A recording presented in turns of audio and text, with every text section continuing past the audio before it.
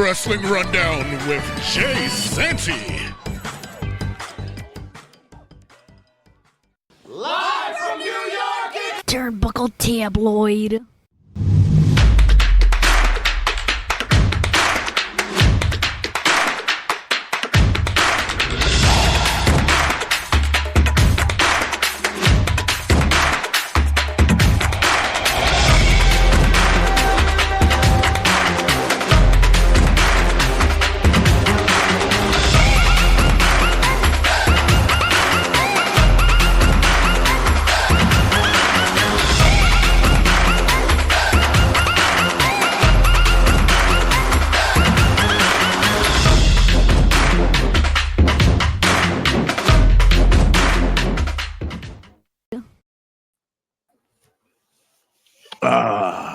Welcome everybody to another episode of Wrestling Rundown, the holiday edition. I'm your anchor, Jay Santy, and I'm here with my co-anchor, Holiday Mike. Oh, Mike, aren't you looking so pleasant and just so happy? Just big smiles for you. Yeah, is that what we're working on? A big smile? Yeah, it's like the Grinch at the end of the movie. His heart grew 2 sizes too big. Yeah, that's exactly what it looks like. That's exactly what we're working on. Yeah.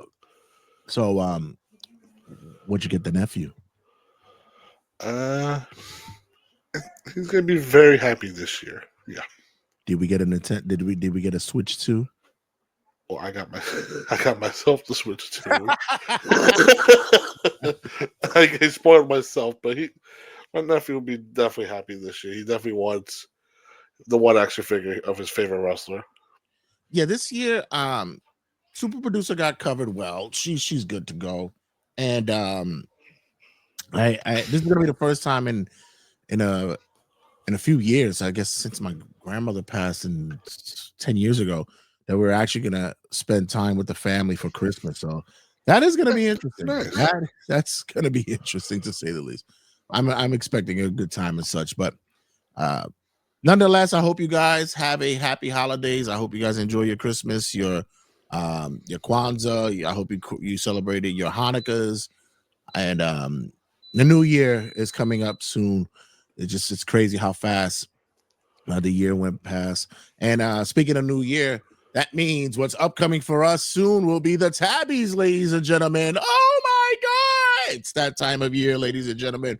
Mm-hmm. This is when the friends here at New York WrestleMania and, of course, at Turnbuckle Tabloid will ask you, the viewers and the listeners, to help partake in the voting of the first rounds of nominees in such subject and content matters, such as Male Wrestler of the Year, Female Wrestler of the Year, Tag Team of the Year, Shocking Moment of the Year, and much, much more. So, guys, look out for that in the next upcoming weeks or so, because we're going to have a gala of an awards show. So as always, I am the Norm McDonald of this segment, and we're doing a wrestling rundown weekend update. So kicking off this, I know we're kind of late in certain things, but not busy. Netflix buys Discovery. I know there was some pushback because I know there was Paramount and such was involved in this and that. But the reason why this is on Wrestling Rundown is because with Netflix buying Discovery, which is also under the HBO's under there as well, we might see that AEW and WWE will be under the same channels. I doubt it, but all the details still are very vague to me on this one, because I think it's going to be certain titles that they buy, but not all of them. Right. So I don't know. I'm not really sure where like, for AEW, I wouldn't say this is doom and gloom for them. I don't think so. There has been some talk that HBO Max has been very pleased with the viewerships on their site, so I think they're doing pretty well. I think that they're okay. They're not underwater yet. Yeah, Why was that so low? it was very low. There you go. There we go. Next up. Did you hear about Saraya, her fan interaction not too long ago? Which one? It's just the fans are a little bit more grab assy than usual and such. A fan got very touchy.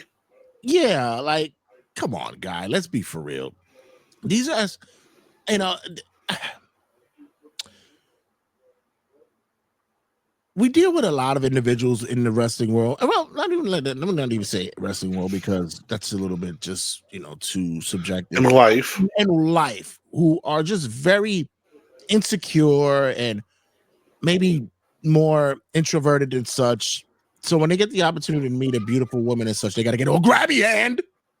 And yeah, how can we curtail this? Like, what needs to be told to these guys, or is the fact that listen, honestly, we might have to just lock some of y'all motherfuckers up, man. Some of y'all gonna have to get arrested, bro. I mean, it's kind of getting crazy when the phrase "no means no" is really not being enforced. Right. Or like people are just like disregarding it. For, like, I don't know. It's all for like silly pictures of like, I mean, I don't know. I don't know how much security you need to beef up, or maybe if once the fan says something out of line or tries anything, just immediately remove them. I don't know. Yeah, I'm more. It's often, when you see these guys on the lines to take pictures with these women, and they all taking those awkward like Huggy. trying to like grind and huggy kind of like, guys, this is not what we're doing here.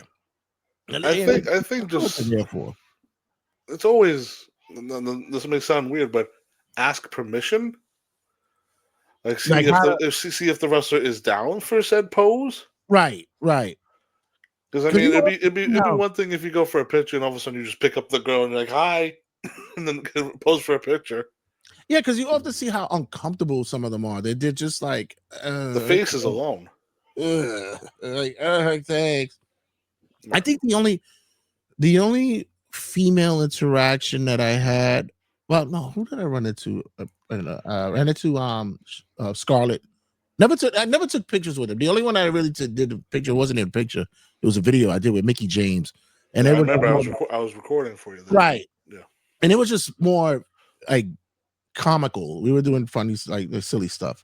I wasn't. I think you asked her like, do you know how many pages of your ass there are on Facebook? Right. And she like playfully like said like, oh, I know there's plenty.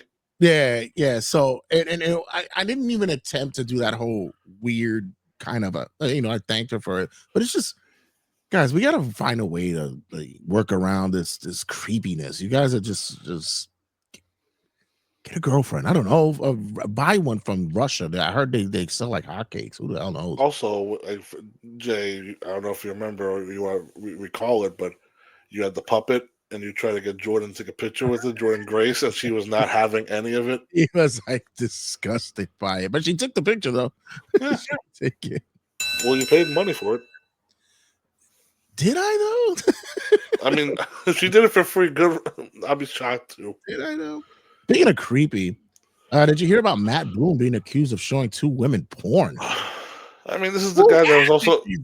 I mean, this is the guy that was called Prince Albert, and his gimmick was he was piercing Mickeys. So, yeah, like, what do you want? What else is there to explain? I mean, do I find this awkward? Yes, but it's also in the same time frame of Mr. Bill DeMott too. So it's like there's no winners here. But I don't. This one is just one of those weird things where it's like, hey, look at what this girl's doing. And you're showing it to a girl, and you're like, yeah, I think I kind of have a sense that was maybe a little bit more of not trying. I don't know. Maybe he trying to be one of the boys. Yeah, like that. Maybe he felt that they were more comfortable in that situation to share that. Hey Shayna, look at this: 2 girls, 1 cup. Yeah, let me. It's like, what the hell are you doing? I remember I got into a fucking really deep argument with somebody over that for showing me that shit. I was pissed.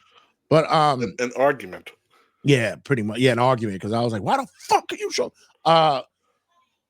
Yeah, I think that it was one of those because even when I hear the story and how the woman recounted the story, they were it seemed a little bit more jokingly. It was like, oh, remember when when Matt did this, and it didn't seem as though there was, in a alluring kind of way. But still, you gotta be careful, man. Like, look, man, at my job, I make sure I stay clear for anything that could be deemed sexualized because it'll be like, Mr. Santiago, can we please see you in HR, please? Yeah. I mean, there was a while ago from at my job where we had to take the sexual harassment online course, and like we all took it like it's a serious thing, but like there was one of those questions where it was like, say your coworker is transgender, and she starts to she gets her breast implants. Do you A, compliment on her breast implants, or B, just not say anything at all? It was like one of those things like, wait, seriously? Woke up on her, oh, wow, look at the tits on you. Awesome. Right. Look at you. You got to be very careful with all that shit, man, because everybody could, one slip up, and although you may think you're cool with somebody, and boom, you're getting blasted on Twitter. Oh, please, it's that, and that's just being nice. Yeah. Next up, Masha Slamovich no longer with TNA. We recently heard reports of her being involved in a domestic dispute with her other half, and I guess upon further investigation, this has led to TNA removing her from the roster. We've often heard at times that it's often the other way around, where the male is the one that's the accuser of the DV, but now we see that it's this way around. What's your thoughts here?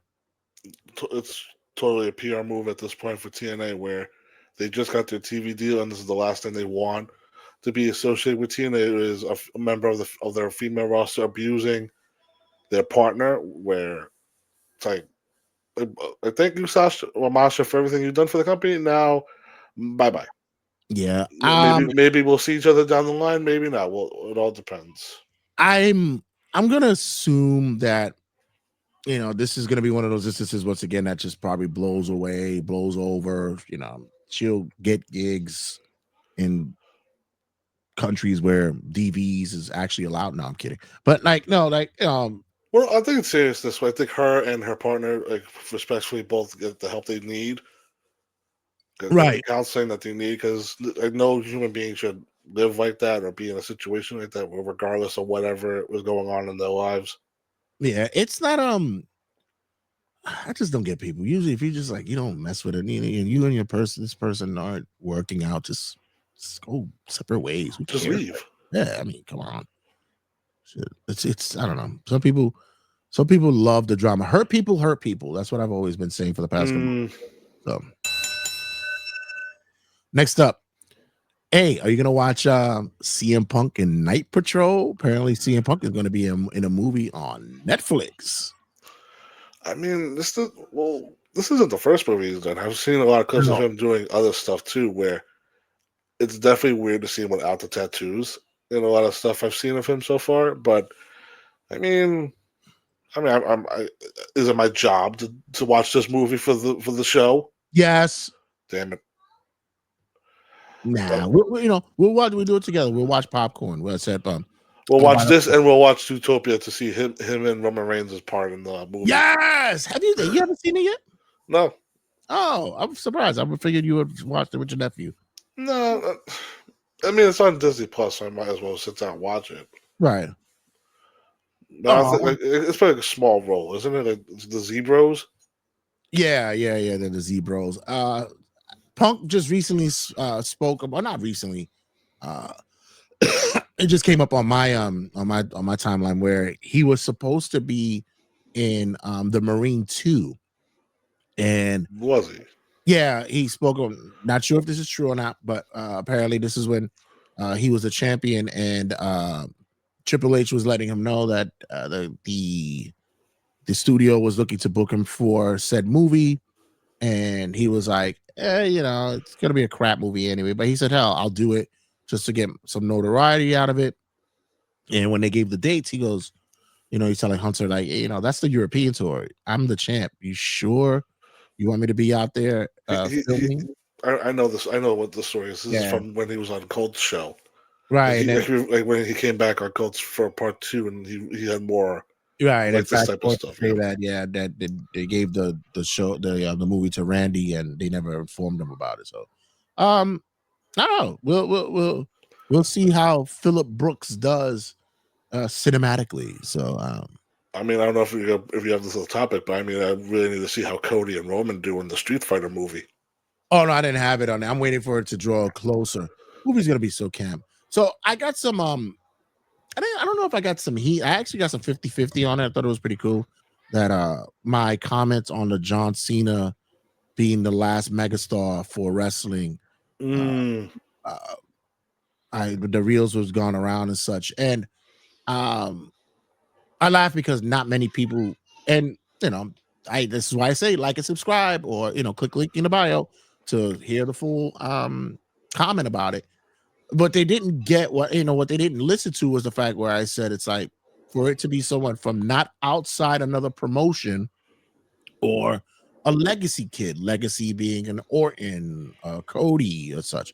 I said for a homegrown pure talent, John Cena will be the last professional wrestling megastar. What's your thoughts? I mean, I think I specified it too, where pretty much it was an agreement where the closest other thing to Cena was a Batista, but he retired early. Well, not. I mean, for Batista's age, it's early, but Batista didn't have the run like Cena had, where Cena was always there, Batista was always hurt, so he never had the proper pushes like Cena did. So that's why Cena was always pushing the moon, and Batista was kind of like a default number 2. There was it was distant between them two, because other than that, you had your Triple H's who was already established, your Shawn Michaels at the time, Randy, like you said, generational talents like that. Mm. Anybody else on the roster, if they tried, either it was their own downfall or Cena just did not want to put them over. So it's always one of those things. But I can imagine a lot of people are like, oh, what about MJF? But it's like, that's the next closest thing to a Cena we have, because MJF's doing a lot of mainstream movies. I think what would hurt MJF more than anything, if he continues to be a heel and he doesn't start opening up himself to be more face. It's not marketable. You got to start becoming a little bit more available and such. And that's been one of my things I've been telling you from the minute we saw him. I mean, it's like you can be a good heel on TV, but like when it's time to tone it down, brother. Right. Hell, he was. I enjoyed him in Happy Gilmore too. I thought he was cool. Yeah, he's hilarious. But when it came to Batista, like you said, closest to it, and I think with Batista, I think he's getting more. I think he gets more notoriety now from mainstream media as an actor than he does as a wrestler. As opposed for wrestling fans, we know him from wrestling. Right. Oh shit, that's Batista. Like when you see him in the movie, like, oh shit, that's Dave. Where John Cena is just like I was just listening to a podcast right now, and it wasn't even about wrestling. And someone said, I go to the gym and I'm trying to look like John Cena, and I'm like, where the fuck did where did that come from? So I think, like I said, megastar, that would be, Cena is the last. Right. Next up. Wait, I'm supposed to play. Oh, there we go. Next up. Oh, Trish turns 50. Oof. Trish status. Trish looks, oof. Woman still looks amazing. I go back and I look at her pics from years ago and compared to now, and it's almost like. Are you saying pre WWE debut or like around that, or like her early debut? Even pre WWE. Please, just the posters that she had. I mean, she was just divine. Oh my God. And to see her like at 50 gives hope to a lot of people, man. Like, yo, stay in shape, eat well, keep yourself fit. You too could look like Trish at 50. Exactly. I mean, I don't know. You definitely saw it because you edited, but Arya was flipping out over Lillian's age. Like she's like 59, and she still looks great to this day. Wait, who's 59? Lillian Garcia. Get the hell out of here. Yes, she's 59 years No old. way. Yes. 59? No, I gotta look this up. I did not know that. If she's 59, she looks utterly amazing, for real, for real. Mm-hmm. Oh my Lord. Wow. Amazing, right? Holy shit. Well, okay. Yep. So she's was born in the Panama 3 months ago. She has spent 8 years in her life in Spain due to her Puerto Rican father's. Oh, she is Puerto Rican. Oh, look at that. You learn something new every day. Wow. You know what? Good for her. Once again, it's one of those moments where Jay goes, "Oh, did you know they're Puerto Rican?" All Puerto Ricans do it. We all do it. You know he's Puerto Rican, right? We all gotta make sure we do that. Yeah. But yeah, congratulations to Trish, I guess, for keeping herself looking the way she does. I mean, good on her. Yeah. I mean, she was always my first. Who did you get? Who did you have? Who would you, if you were hanging up posters on your wall, who would have been your poster girls? If I got away with it, Trish. Right. Okay. But it's definitely like some of those poses like they would release. It'd be like, God forbid, my dad or my mom would walk in the room and be like, I put the poster away.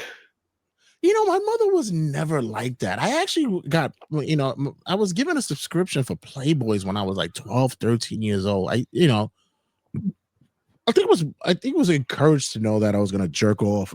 No, did I say that? No. What a weird sentence. No, I think it was more of knowing that I was, a young male teenager and such. Right. It is just, I think it'll probably throw for the loop. Like if I got a Playboy and I would just went, I didn't want this.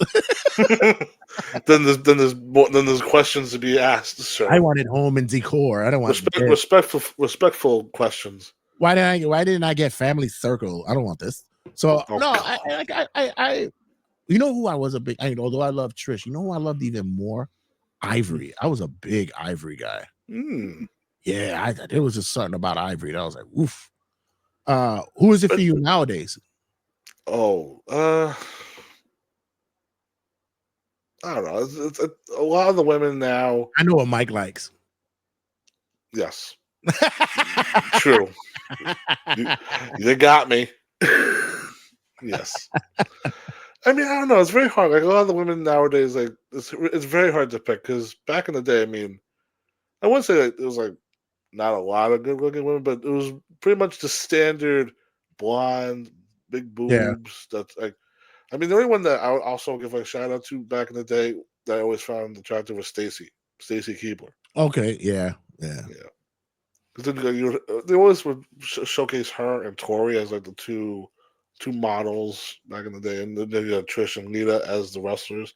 Lita, I always had a thing as well for, but then when the Matt Ed stuff was happening, I was definitely turned off by that.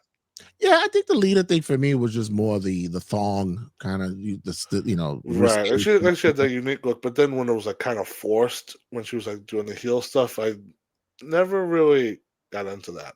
And then when Stephanie got the Stephanie too, yeah. And not just WWE. When we went to TNA, creepily enough, I loved ODB because she was just dirty. Like, I just loved her filth. She was like showing her panties all the time. Like, oh my God. Like, okay, nice. Bam. That could be a whole episode. We should make that for History and Nutlocks. Didn't we already do something? We did something like women, right? What would be the time? Like big boobs in wrestling? Like the hotties of wrestling, like the calendar girls or some shit. Maybe I don't know. pitching this now, and hopefully Ari sees it. But if we do like rankings, Yeah, like S, A, B, that type of thing. yeah. Oh no, she definitely won't do that because she will not want to say that anybody's ugly. Well, you know what?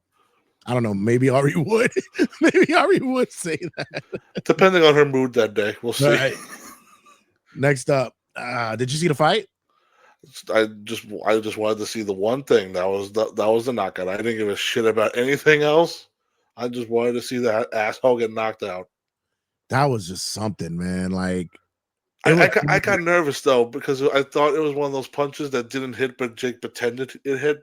But then the second one connected. I was like, oh, thank God. yeah, Because I was been going into these fights. I'm thinking these fights are fucking rigged. There's no way Jake has to win every single one. No, but this kid, or this guy now, he's a grown man now, but got knocked out, broke his jaw. yeah, and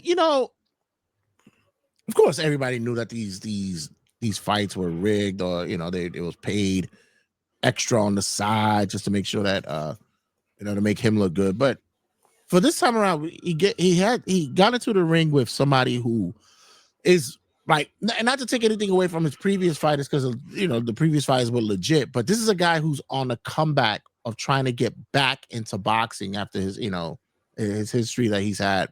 And I don't think that he really was going to sit there and take this lightly, because like I said, you're talking about a pro fighter who's still active. Mike Tyson, he's almost 60, and I don't care what nobody tell me. He's almost 60. I still wouldn't fight Mike. Like, honestly, who the hell? Like, come on. How many 60-year-olds that looked anywhere decent than what he looked like? That's crazy. Maybe one. Somebody in your neighborhood? Like, maybe. I'm just saying that one person that you were just like. No, who looks really good for 60 is Billy Gunn. That's a guy who looks. Yes. He looks amazing for 60. Right. But yeah, I was wholeheartedly thankful, and for him to break his jaw was like, yes, sir, thank you, seal of approval, awesome. All that mixed in with him coming out with a Hulk Hogan robe and coming out to 6ix9ine singing a song, and just that mother knocked him out. Next up, so in case you guys haven't seen, Andrade seems to be out of his WWE deal. Reports state that Roosh has hooked him up with a lawyer who has had some ties with dealing with WWE contracts, and look who pops up at House of Glory. and you missed him. Yeah, about that, yeah, I think it's about time for me to take a break from House of Glory. I think it's time. I think that's I've been loyal. Well, like I said, I've been a fan. I've been following them because loyalty is like something that went out the window years ago. But I've been following them for quite some time, since the beginning. I was there at the first show. I was there, and I don't know. It just seems as though it's not the same show that I used to love and enjoy. Like, you've noticed, like, the past few shows, I don't even do the heckling I used to do anymore. Like, I'm not even. Yeah, you've been like vaguely quiet in the corner. It's like, what happened to him? Yeah, it's just like I said. It's not the same. The fan base is different. And not to say, and more power to them. They draw out fucking over 1,000 every show, so good for them. Yeah. But at the same time, certain practices that I'm seeing and certain things that's going on, it's just, I don't know. We just miss the old days. Yeah. In a short sense, where it's like there was a vibe when we went there all those years ago, pre-pandemic, and now it's just like House of Glory is evolving, and yeah, it's not for us anymore. Hey, listen, I love going to the other indie shows where it is just a fucking circus. I am highly entertained with those shows. Those are the ones for very, me. very. You turn into a different person. Yeah, those are chef's kiss. I love him. But Yeah. back to Andrade getting out of this, Yeah. getting out of his purgatory. So now he pops up at House of Glory. Now we hear that he's going to be popping up at New Japan as well. So Which is obvious. Yeah, good for him. And also, go on. No. Well, apparently the reason why that he was no longer with WWE because he got popped on wellness due to certain medications that he was taking that were legal in Mexico but not legal here in the States, as they are saying. But Andrade is Andrade. Andrade will go wherever the fuck and do whatever the fuck he wants. He already has 2 world titles in different promotions in Mexico. Yeah, so now he's going to do a couple of stints here at House of Glory, and you would think that now that he's free, Tony Khan would be like, okay, now you come back and now let's do this Andrade Kenny Omega feud that we tried to start on the anniversary show. Right. Will that happen? I mean, also, is he still part of the Don Callis family? I mean, there's a lot of questions to be talking about here. Yeah. So I mean, let's see. Good for him. Glad somebody fought the system. I mean, seriously, the 1-year ban can't do wrestling. Get the fuck out of here. Nah, can't. That's one thing I say when you come to dealing with people's money. You can't fuck with people's money. It's like if our jobs try to hit us with that nonsense, like 1 year you can't work. Get the fuck out of here. That's why I am in a union. Union. Next up, Mick Foley is separated from WWE. I'm not gonna go political here. I've shied away from talking politics on the show.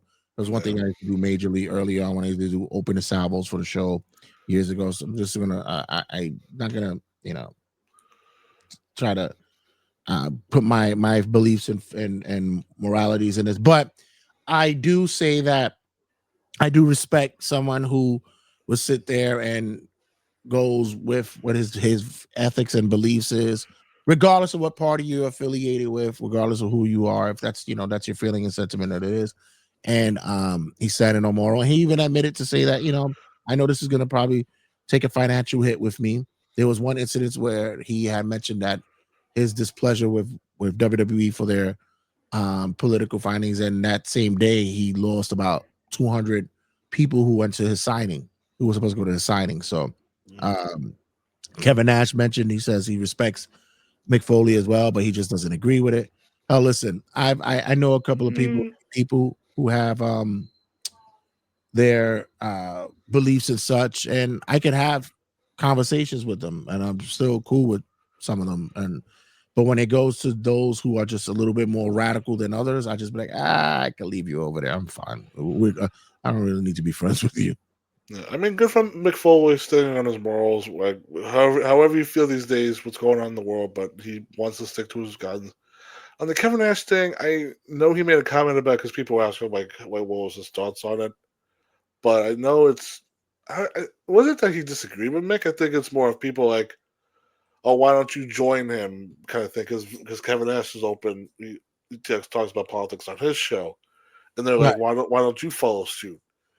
And Kevin Nash pretty much was like, listen, like Paul's my friend. I have a contract with the company, but doesn't mean I'm gonna stop my contract because of politics. Right. Like he separates both. So it's like whoever they support, I don't care about. Like Paul's my friend, and I'm gonna be loyal. The other thing is like this isn't new. Right. This has been brewing and leaning certain ways for way before fucking Vince left. Vince was already leaning certain ways anyway. I mean, come on. He's a billionaire. We already know what that's about.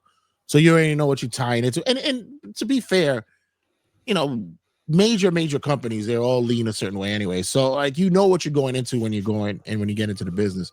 But yeah, like what Nash says, like, I'm friends with with the family and such. And you could separate your business and your beliefs and politics and such. You know what it is just that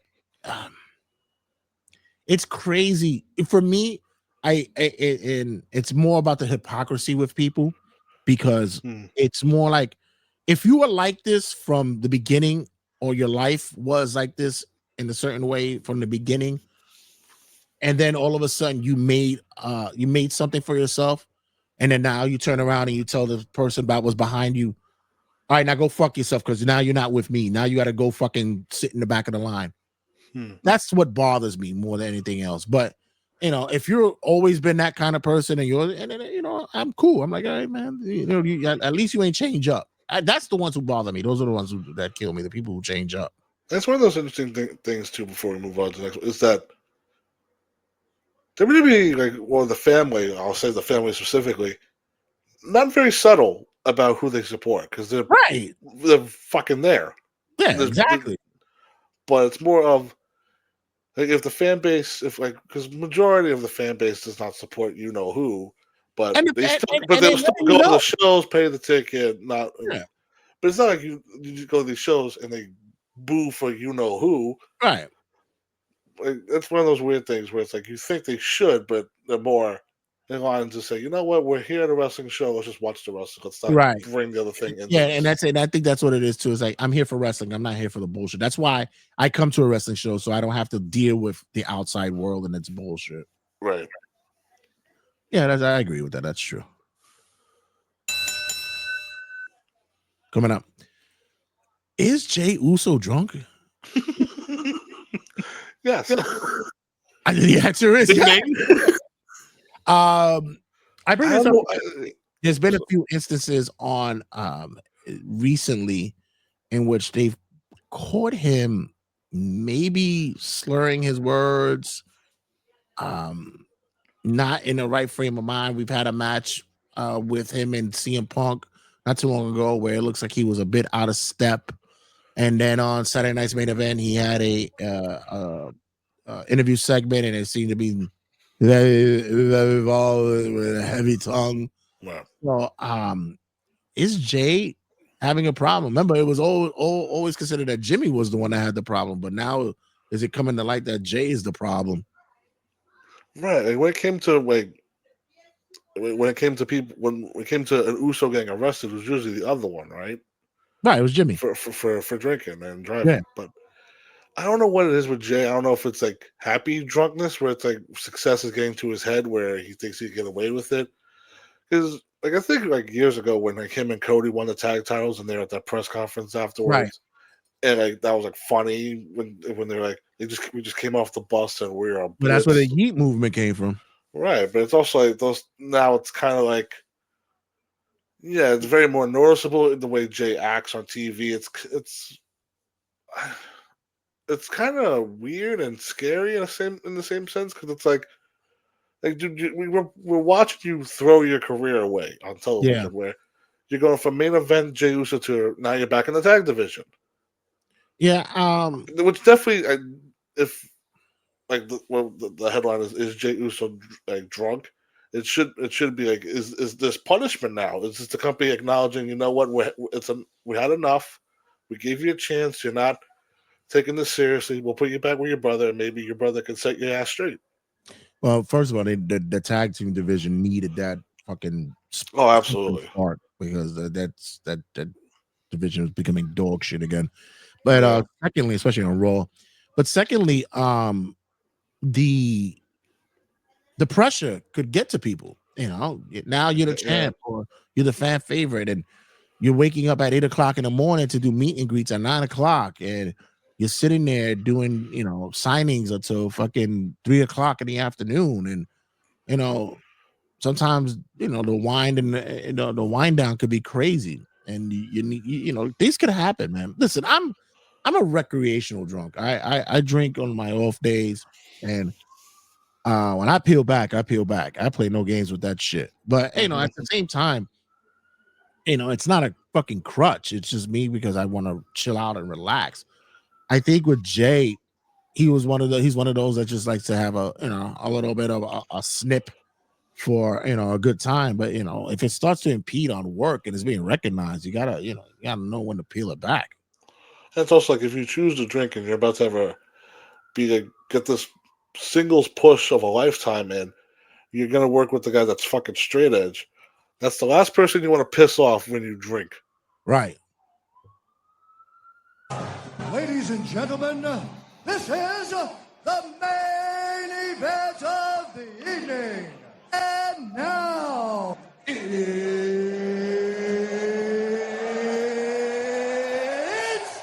time! Closing out this week's Wrestling Rundown, Uh-oh. the main event is the Triple H Criticism. It seems as though that it's hit its high point, especially what occurred this past Saturday night's main event with the last time with John Cena and his retirement match. It's been brewing a lot of criticism and poor reviews from other podcasts and other wrestling sites have shown that the honeymoon is over, and it's been over probably for over a year and such, with Triple H at the helm of creative. What's your thoughts about what's The going on? peak was definitely WrestleMania 40, right? Mm-hmm. When Cody won the title and he finished the story, and then it was steady for a little bit in the middle, and then it got up to this year where it kind of fell off a cliff when they went to Netflix. I will say, because like we've had it's been like a very good honeymoon period for Triple H. Where it's like, oh, finally someone new is in charge. The old man's gone. No more stupid decisions. Creative's gonna go back to normal, or it's gonna be more creative. We're gonna see more things that we never seen before, and repetition of TV matches over and over and over again, finishes that are the same and nothing changes. Nobody gets over, nobody wins. People you think should win or lose, people get buried. Lack of focus on women wrestling. The tag division is dog shit at this point, and then it's it's like not just like, oh, like the main event is good, but everything else is a mixed bag with this company in the booking. Yeah, I think they what we had thought was going to happen, especially when it came to Triple H guys. We thought that we are going to see a bigger push from them, and we didn't get to see that. Especially when it came to his NXT fave homegrowns. It just It's a very hard mix to push your guys and still push the guys that were getting pushed before. Right. I mean, for the longest time, we were talking about Drew. I mean, Drew got himself over with a lot of the Twitter shenanigans, but it was also, we noticed too when people get cut, like who got cut the last time, Braun Strowman. A lot of people that in the last regime were pushed to the moon, and now they're all gone. The roster is, I want to say, slim as it is ever when it comes to established names, but now it's like, okay, now you have like Jacob Fatu, and you don't know what you're doing with him. You have LA Knight, and you're having him lose every week, looking stupid. Well, you got to think about what's happening now. We got next year we're going to see a lot of runs of possibilities of people retiring. AJ's already announced that his retirement is happening soon enough. It's imminent. There's talk of Brock retiring by SummerSlam in his hometown, his home state and such. And it's the changing of the guard, and we've been waiting to see that happen. We were waiting for that youth movement to start percolating. Let's get it going. But yet we still relied on the old faithfuls. We still had, we had to keep Roman around. Punk, as much as I love him, we had to keep him in the circle. Randy's still, being Randy. Which is Randy's being Randy, but it's also like he's not around as often as we used to. And we knew eventually Randy's being Randy, that he's not around. Like, it's just, he pops in when he pops in. Right, like we knew like eventually as these guys get older that they're not going to work every week. Right. But it's when you think like when the story's going to take the next progression, it doesn't, and we just stall and wait for something to happen. And then I think it's like this past year with John Cena's been doing interviews saying like, oh, the WWE focuses on the moments, they don't focus on stories. That's pretty much been their downfall, I think, when they're creative. Because like, oh, what's the biggest moment this past year? Oh, John Cena turning heel with The Rock, and then The Rock doesn't show up for the rest of the story, and that's all that it is.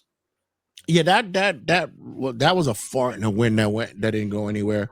Right. I think I'm gonna do a cutting a promo about the John Cena Cody Rhodes conversation, because I found it interesting that he is a very humbled about what it was for his career, especially knowing and hearing how his immaturity and maturity transpired during the years and such, but also came off a little bit arrogant as well. So that was like a little bit, To me, it came a very diplomatic. yeah, Where it's yeah, we're just gonna talk about all this stuff and not say anything at the same time. Where it's right. John Cena will not bury Triple H. He will not bury anybody. He's just gonna. I mean, for the love of God, when Cody asked him what's your favorite match this past year, and he goes, "It's not a match. It's the pre-show when CM Punk Oh, the apologizes moment, to that fan and started." It's like, yeah, like who if he the was running fuck for are office, you? yeah, like if he was running Who for are office, you? yeah. Like, Um, you're not real. This John Cena is not real. I don't like this Cena outside of wrestling. You suck. the animatronic fucking Disney character, like fucking Megatron has more fucking personality than this guy. I don't get it. He's been doing interviews for the past week with Chris Van Vliet, Ariel Hawani. It's I don't think he did Ariel, but I know he the Chris Van Vliet and the Cody one. You could give an answer and not have any more information than you had before. Yeah, I mean, he paid homage and they're paying dues and being able to be with the guys and such. But when it came to, yeah, he was answering an answer without answering an answer. He was answering a question without answering a question. It was kind of roundabout. But any case, with the Triple H criticism, it's more with you gave a little bit too much on that Netflix series. You aren't giving enough when it comes to now giving more variety when it comes to storylines and angles.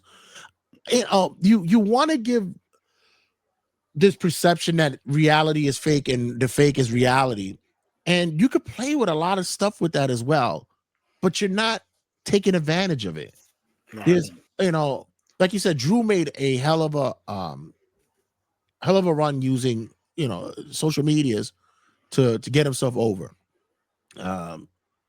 You have personalities like LA Knight who could still capture an audience and catchphrases such like that.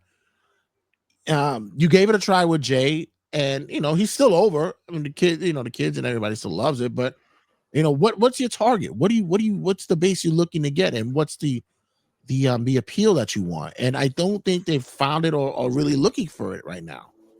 There's a lot of guys on limbo where they're probably happy to be back, and also now it's kind of like for Triple H, it's like, now what? Right. Alistair Black's back. Like, he's in limbo with Damian Priest, and poor Damian Priest, who went from the highest of highs at WrestleMania 40 to now it's kind of like where he said in a recent interview, like he went from working like I said, like 100 matches the year before to this year he worked like 24.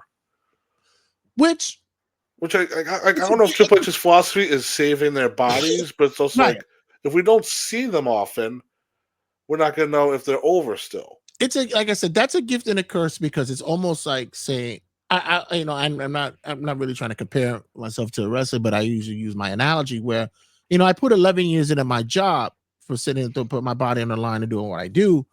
And then, when my supervisors or my administrators say, hey, we got a position for you that it's not as, tedious or as impactful as you did for the past 11 years, you go, bet, I'll take that. I'll do that. So it's like it's kind of a reward. So if he, the past 2 years, Priest had a great fucking run, putting people over, getting his own run and such. And yeah, he wants to work, and I appreciate that. But sometimes it's like we need the lull so that we can get the high again. You know what I mean? Right. Because I mean, there's also still like the roster. There's still some people that you really don't see often that don't make it on weekly television. I mean, Rusev, like he makes TV sometimes on a weekly basis, and then you also got implement the fact too of NXT call-ups. Right. SmackDown's about to go 3 hours. They need some bodies on that shelf to fill an extra hour. Listen, Javon Evans on Raw this Monday. is now billed as a free agent. He's coming up to Raw or SmackDown. Trick Williams is listed on the SmackDown roster because he's obviously has to be paired with his now fiance. They can't be on separate shows now. Yeah, I'm like I said, I'm just more with give me more wrestling and I'll be okay. We're still dealing with this. How many matches we getting on a show for a 3-hour show? I mean, I would if you could at least get me 3 matches an hour, I'll be okay. Hmm. And did you notice that with Netflix, they cut off whenever the hell they want to cut off? Right. Also, it's not a full 3 hours. And I don't know if you had this problem watching it last night, but did they go live? I know it was taped. The episode was taped. Yeah. But when you went to go watch it, it wasn't like the countdown, like the 30 minutes. Right. It was I was trying to click it, and then it was showing like the December 29th, because I guess that's the one that got go live for. Mm. But there was like when I went to go find last night's episode, I pressed play, and it had the whole thing ready for me. So I was watching it. I was like, "Oh, I'm able to skip forward. I'm skipping things." Yeah, going. yeah. And I'm like, wait, that's one of those weird things I didn't expect. Cause then now around WrestleMania time, they're going to be doing overseas stuff. So a lot of those shows are going to be going on in the afternoon now again. Yeah, and then the ESPN thing has not been as grandiose as they thought it would be. Yeah. I finally was able to get the ESPN PLEs working because I have it on my cable service. Right. So I had to go through a roundabout way to go through Peter to link up with Paul for me to get the PLEs. And I'm like, why do I have to go through all that when all I had to do was hit Peacock and it was there? Right. Or go on the WWE app and just right. Yeah. Well, then also, after at the end of the month, all the stuff is going to be removed from Peacock. Yeah, they're moving it all to YouTube. Right. And remember when YouTube hated wrestling? I mean, they're really in love with it now. Yeah. The amount of channels they have: WWE Vault, WCW Vault, ECW Vault. Yeah, they hated it before. They didn't want to run shows. They didn't want to run anything. And now it's like, come on, give me your money. Give me your money. And then, so I guess I'm wondering what that means for like everything's not going to go on YouTube, right? That doesn't seem logistical to me. Because like, what was the draw for the network and Peacock? Is that the library? You could go watching old stuff. That's going away. You're not going to be watching old stuff on YouTube unless they put it up themselves. Right. And it's going to be select few. Like any show you want to see that has been wanted, that's not going on YouTube. And now that it's on, and if you put it on YouTube, the vault and stuff, can it be transformative? That's the other thing that pissed me off about them too. It's like them, NFL, MLB. If you want to do commentary about something, or even just a highlight, or even just the history of it, it's a strike on your network. And it's like it's transformative. I'm not trying to reap the benefits of exposing your whole show. I can understand if it's a live PLE or if it's raw and I'm showing it for free. I'm looking at something for the vault and doing commentary about it, and you're hitting me about it. But I digress. We're drifting off from what it is with that'll be a separate issue going down the line. Yeah, but with Triple H, I think that there needs to be more of a youth orientated creative mind involved. I always said that there should be comic book writers or movie writers who know how to deal with good and evil, bad versus good, how to tie in stuff. Like people who write, how you work with Netflix, you got fucking good Netflix series. Like you could get writers in there, just build plot. This guy is a menacing manager who has ambitions to take over the company. I mean, it could be such a political type show, but in a wrestling event. You know what I mean? You can make things happen to make it creative, and I think they're stuck in the mud right now. I mean, like I said, it's all the shows at this point are formulaic, especially on the Raw for Netflix.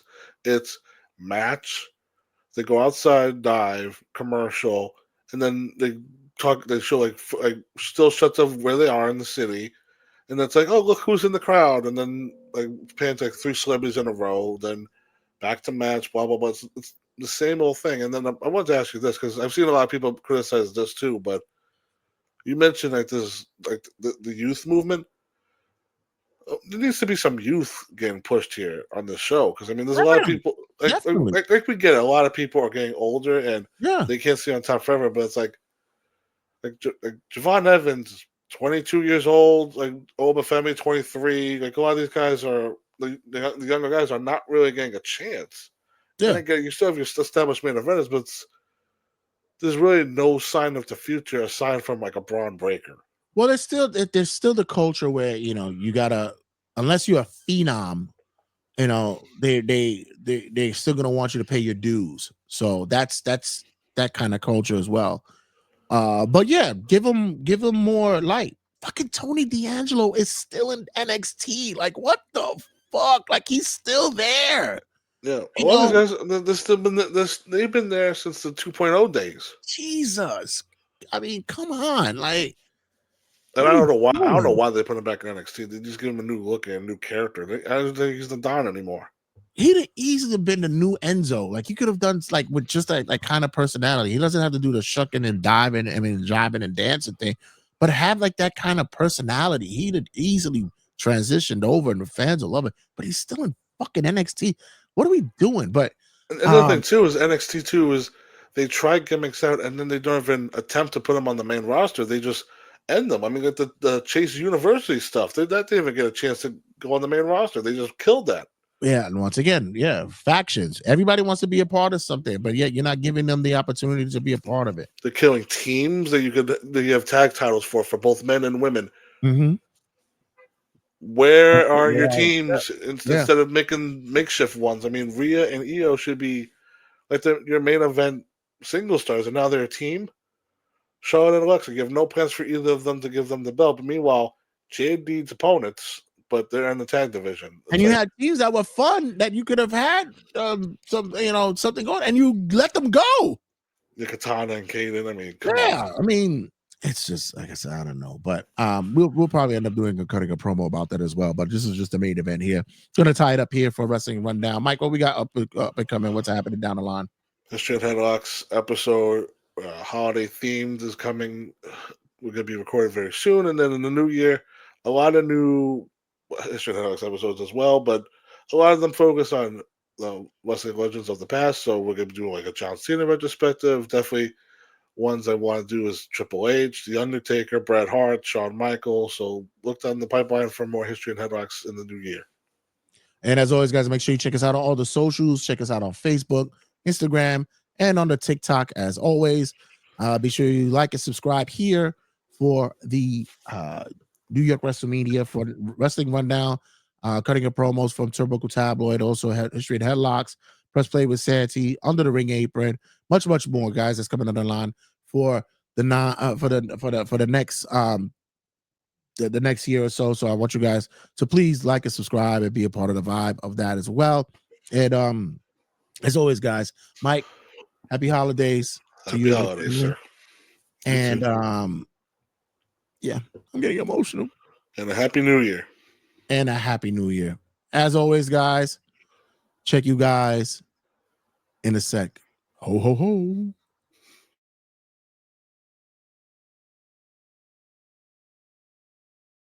In a sec. 2, 1, 0. All engine running. Liftoff.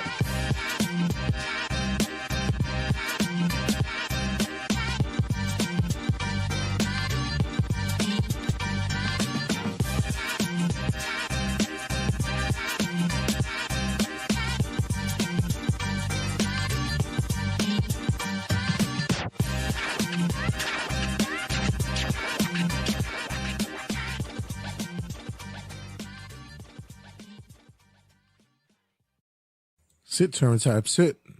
Good boy. Ruff.